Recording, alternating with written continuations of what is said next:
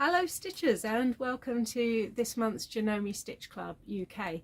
My name is Julia and I'm one of the Janome educators, and every month I take you through your paces, looking at some of the different stitches, techniques and feet on your Janome sewing machines. And this month it is the turn of the Buttonhole Foot. Now certainly this was a complete game changer for me when I upgraded my machine from a mechanical and went on to one that had the one-step buttonhole. Oh my goodness, life changed, certainly as I knew it, that's for sure. So I thought that would be fun to go through and have a little look at some of the do's and don'ts and how to get really neat finish on your buttonholes. I have also done a project if anyone wants to have a go. And it's not dressmaking, because I thought that was going to be a bit dry, frankly. So I thought we'd go for something a little bit more interesting. And the story to this is that recently I was away at the Severn Valley Railway, and we had to drive through this village called Buttonhole at one stage. And I was thinking, oh my goodness, imagine if there were a tree just covered in buttons. And this is where this has come from. There is a PDF that you can download from the Janome website, and then you can make your own buttonhole, your family tree. So what I have done is everybody in our family has got a leaf, and all of these leaves, but I'm trying to do this one-handed, but they button on and button off. So there you go, your own buttonhole. You don't need to do anything quite this complicated. You don't need to put names on them either. It was just a little idea for if you wanted to have a go at buttonholes. If you've got toddlers, this would make fantastic busy book page, that's for sure. So the first thing that I'm going to do though is just go through the basics on the buttonholes, and then this project I am going to whip through it, speed the camera up, etc. Because we've been through an awful lot of the techniques that I've used previously, but as I say, I'll speed it up and do it just with sort of rather than talking you through it and you watching me. So okay, so why don't we get on with it? So let's take a more in-depth look at the Buttonhole Foot. This is the one for my atelier. This is the one for the M200, which is a 7mm. So if you're on a one-step buttonhole, you're going to have one of these two. Okay, they work in a very similar way. Obviously these are bigger machines, wider stitches, etc. So you've got a little bit more choice there.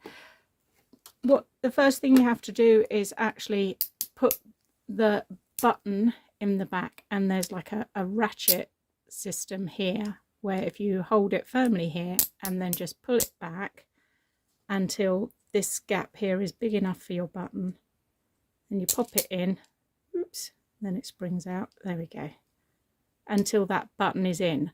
And then what that does is it gives you this gap here, which is going to tell the machine exactly how big to make that buttonhole.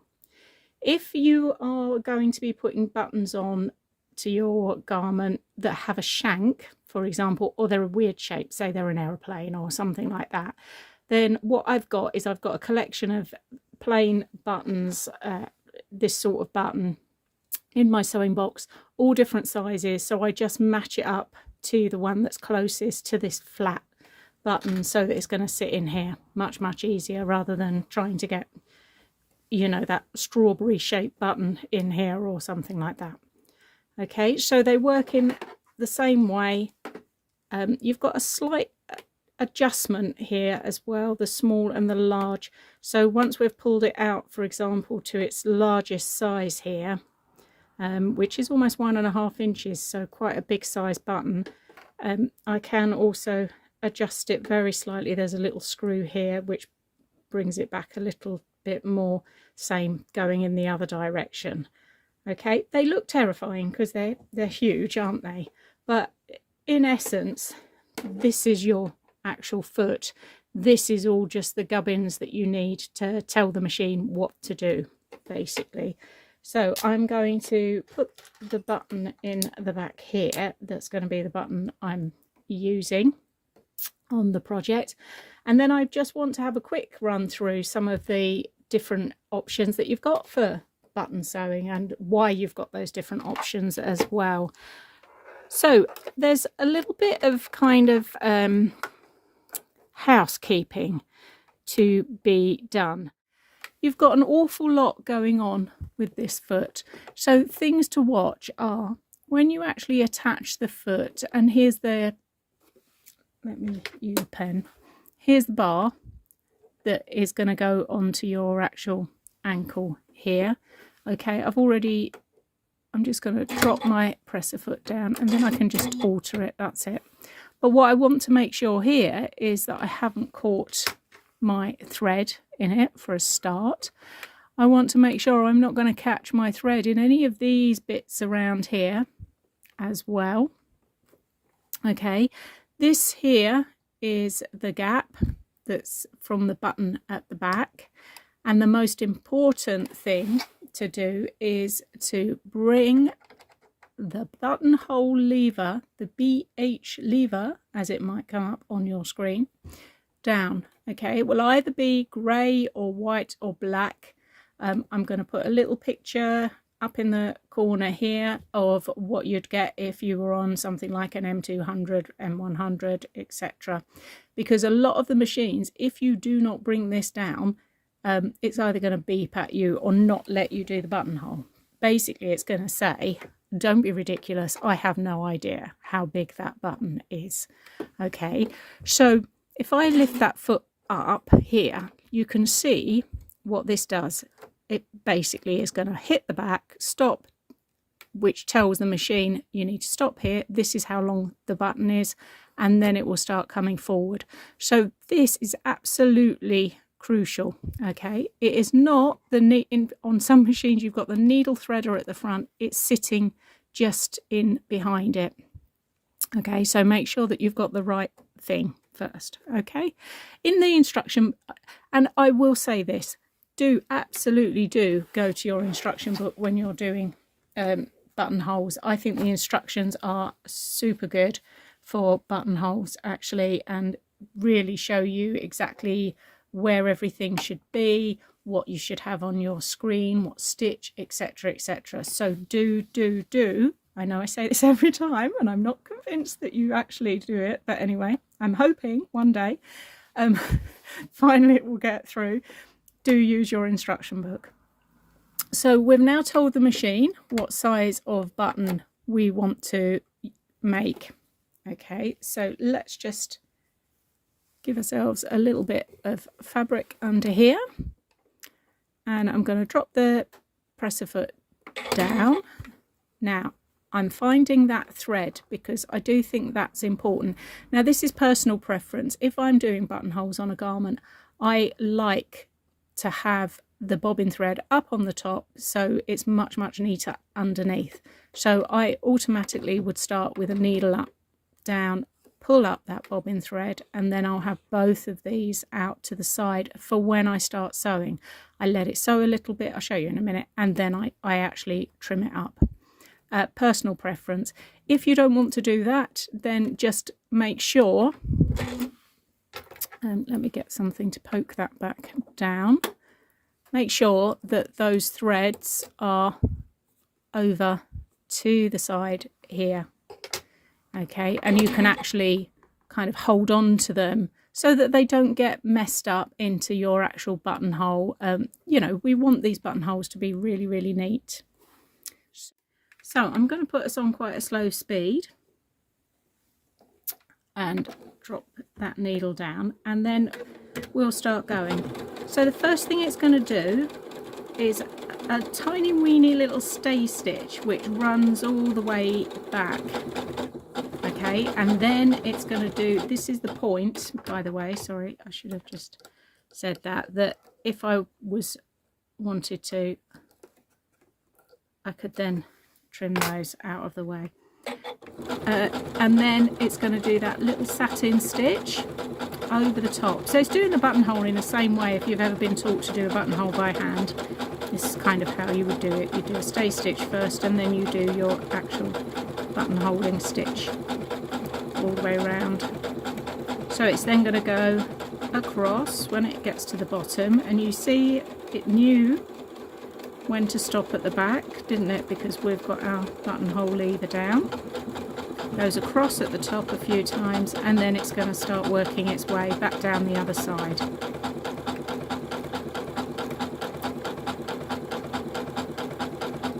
Don't worry, I won't do them all at this speed. I just wanted to do the first one slowly so you can see exactly what's going on.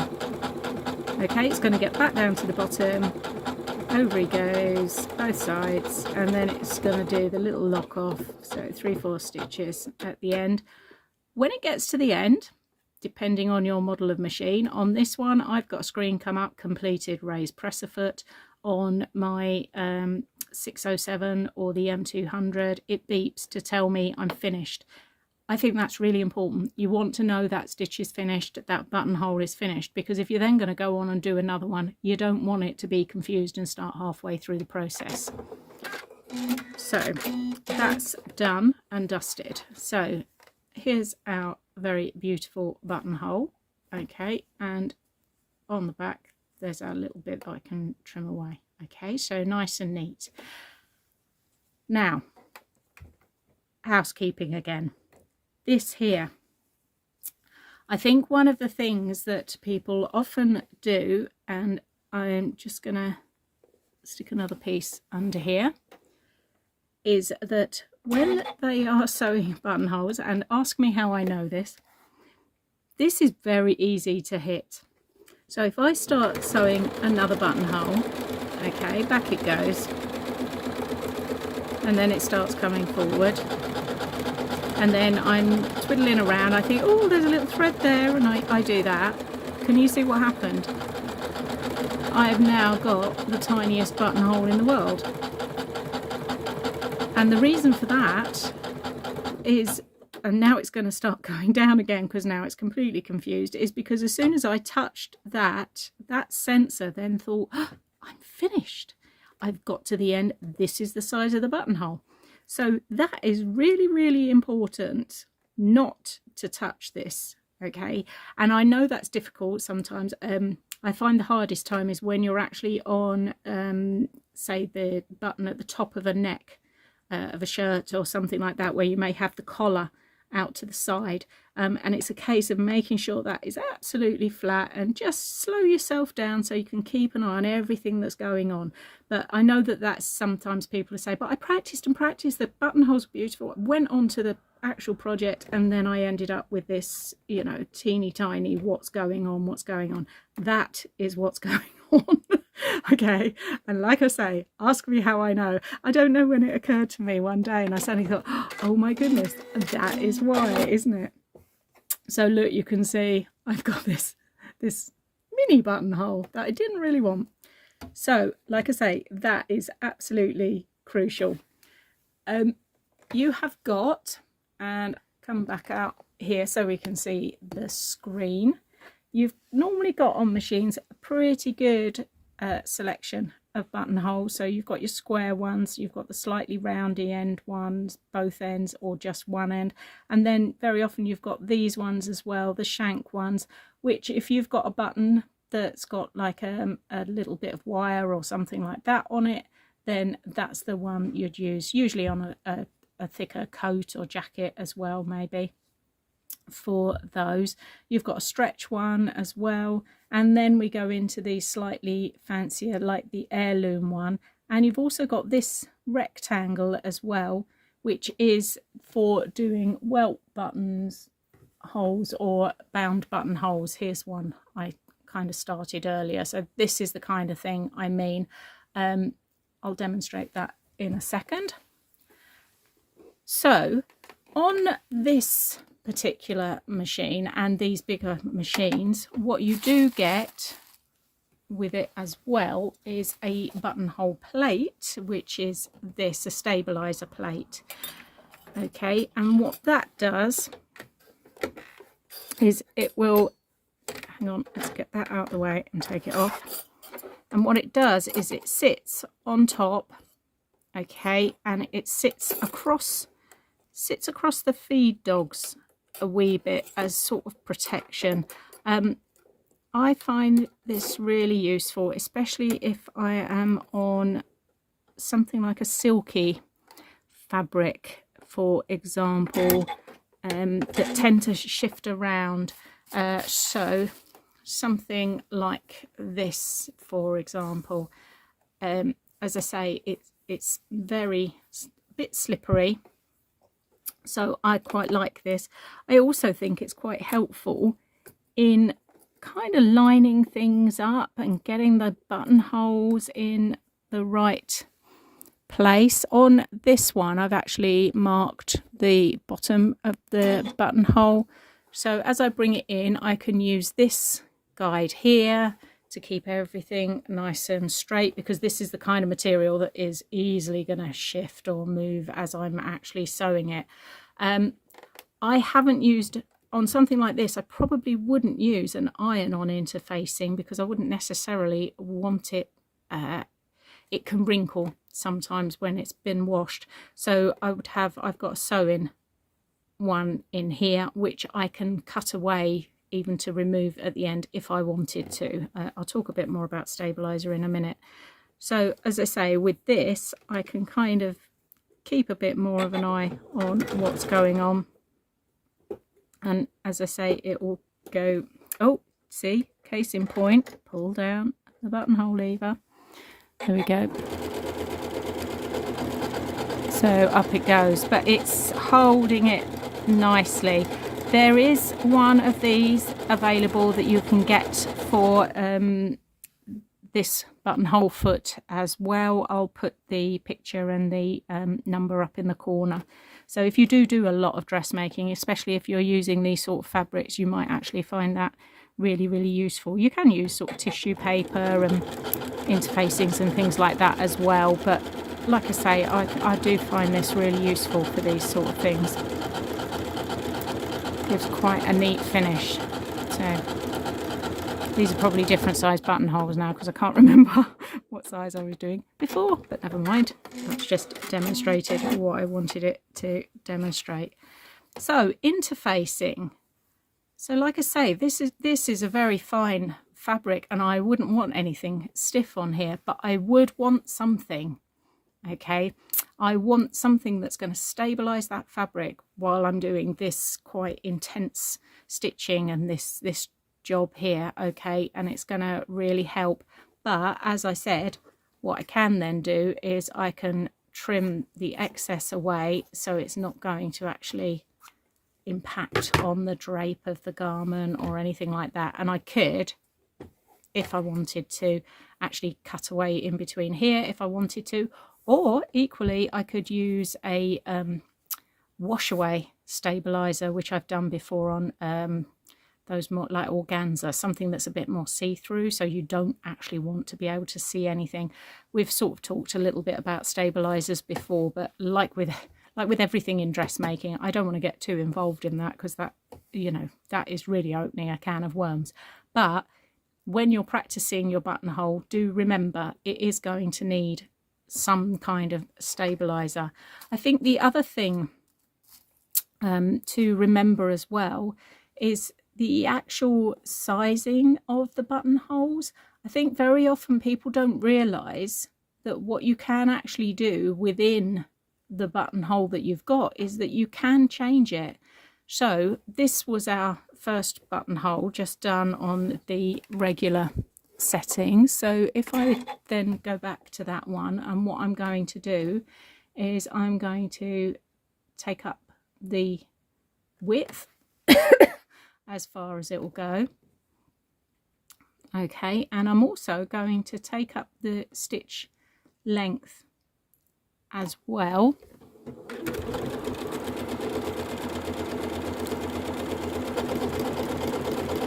So this is going to be a much wider stitch as it goes down.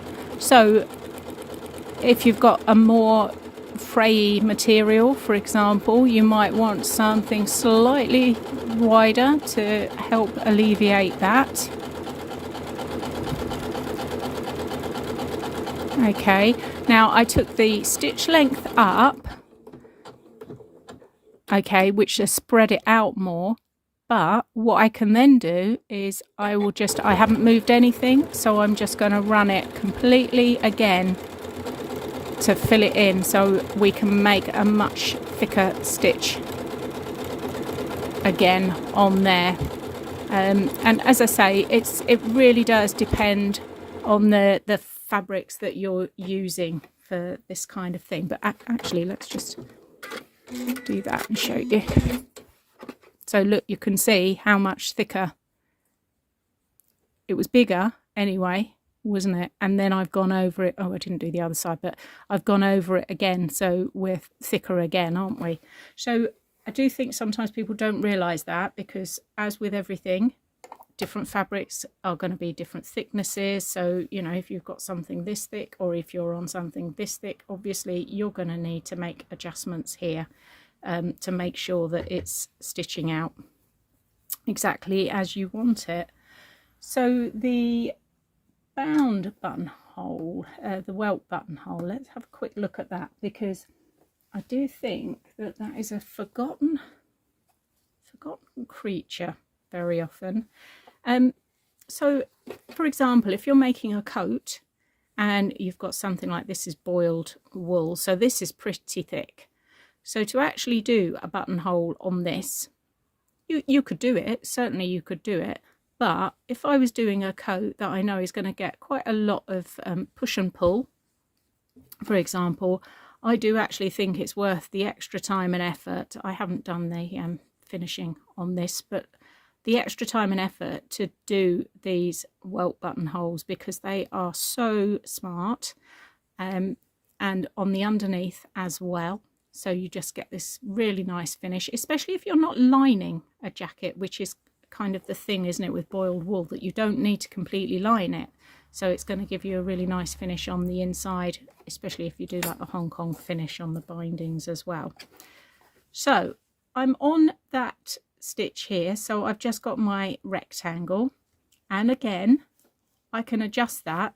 So because I'm actually on this thick boiled wool, I might take that up in size, so I'm gonna make that quite wide so that I can actually make a feature of that. I've made a bit of a feature here because I've used a contrast cotton instead of the actual fabric itself.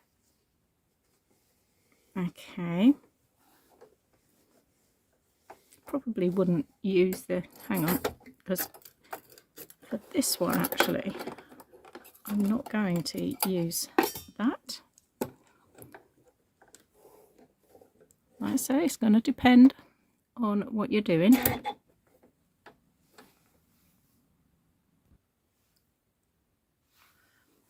So I would normally have this all measured and marked up or whatever, but just for the telling me, didn't put my lever down.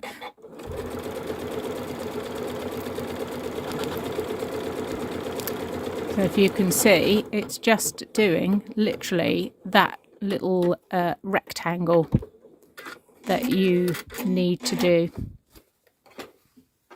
Okay, so what we then do is clip in there, and then I clip down, I clip into the corners like so. There's a same sort of technique for making pockets as well on waistcoats and jackets and things. And then this all gets poked through to the other side. This is a very, very quick demo of this because they're not the buttons. And then you can press it. So that's the hole you've got. You press it and then you bring in these two little folds, so you're almost pleating it in which is what gives you the sort of lips on the outside, that little bit there. Okay, now I'm going to show you, because in the instruction books, now which one's this? There is, and you may never have actually seen this, but look at that, 2 pages taking you through the whole process of doing those beautiful welted buttonholes. Okay, so if you've never tried it before, have a little go, because they are very satisfying. And as I say, for special coats and jackets and things like that, they make a really, really lovely feature, especially on those sort of boiled wools and things like that. Okay, so that's just a quick, that's what that one's for. Right, we went through the others, didn't we? So I think, yeah, I think that's just pretty much it. We've gone through buttonhole lever. Yep, definitely we've done that. The other thing I normally have, fray check, fray stop, different kinds of names, different brands, etc. It's almost like a glue. So once I do actually cut into my buttonhole, I would then add a little bit of glue around the edge, just to kind of keep that from fraying, etc. Okay, and when you do cut your buttonholes, one little tip, put a pin at each end and then go in with your seam ripper, because that will stop you. It means you can't then just sort of cut far too much. Right, so that is a quick run through of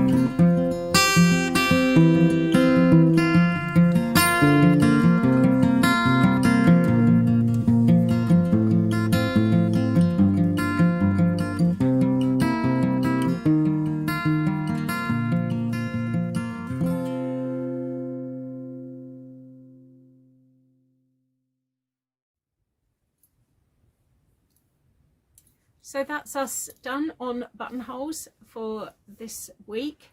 and hopefully you found that useful. If you've got any questions or comments, please drop them below. I do always check and answer the comments, and hopefully you enjoyed this, and hopefully we'll see you again next month for something a bit different.